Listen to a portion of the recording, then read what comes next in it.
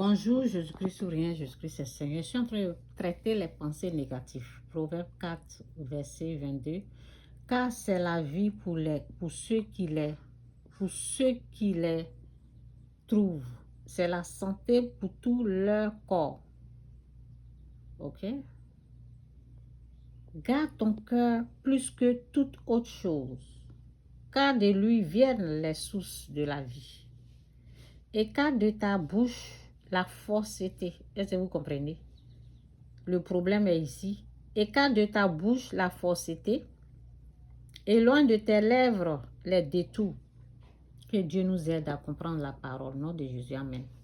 Garde ton cœur plus que toute autre chose, car de lui viennent les sources de la vie. Ça veut dire, nous, en tant qu'être humain, en tant qu'homme, nous avons un devoir, c'est de garder le cœur, c'est de garder, c'est de prendre garde. Quand tu es là, il y a des pensées qui viennent. Ça vient. C'est pas, il faut vérifier. C'est pas tout ce qui vient là qu'on prend. Billy Graham a dit, les pensées, c'est comme les habits là. Il faut choisir ce que toi tu veux dedans, dans les pensées là. Donc on choisit ce qui est bien. On rejette ce qui n'est pas bon pour nous. Ce qui va nous faire du mal. Donc quand on dit garder quelque chose, c'est une chose très précieuse qu'on garde. Le cœur.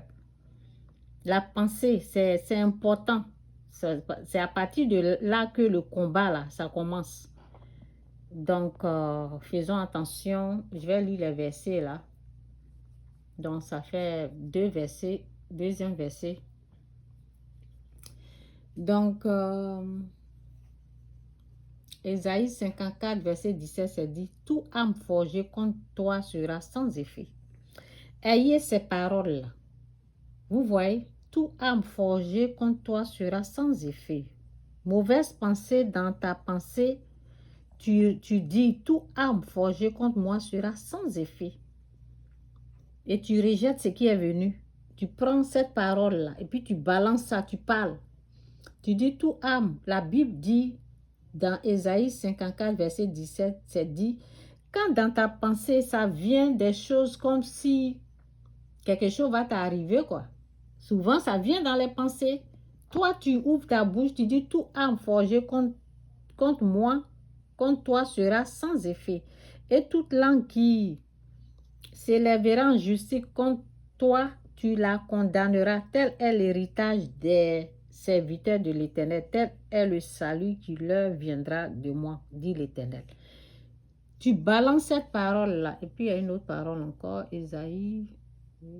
Ça. Mauvaise pensée, voici ce qu'il faut faire. Ésaïe 30, verset 15. Car ainsi a parlé le Seigneur, l'Éternel, le Saint d'Israël. C'est dans la tranquillité et le repos que sera votre salut. C'est dans le calme et la confiance que sera votre force. Ok?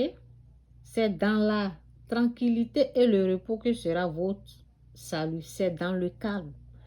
Dans le calme, c'est dans le calme et la confiance que sera votre force. Où se trouve notre force? Où on retrouve nos forces? Où se trouve notre force? Notre force se trouve, c'est dans la tranquillité et le repos que sera. C'est dans la tranquillité et le repos que sera votre salut. C'est dans le calme et la confiance en Dieu que sera votre force. Confiance. Pensée négative. Tu pries, tu dis, Seigneur, aide-moi, aide-moi. Débarrasse-moi de ces pensées-là. Après, si ça veut revenir, tu dis, Seigneur, j'ai mis ma confiance en toi, j'ai fait ma part, j'ai prié. J'ai prié. Donc, quand tu dis tu as prié, tu dis le combat là n'est plus à mon niveau. Le combat est au niveau de Dieu. Tu parles. Ou bien tu restes calme. Quand tu as déjà fini de prier comme ça, reste calme.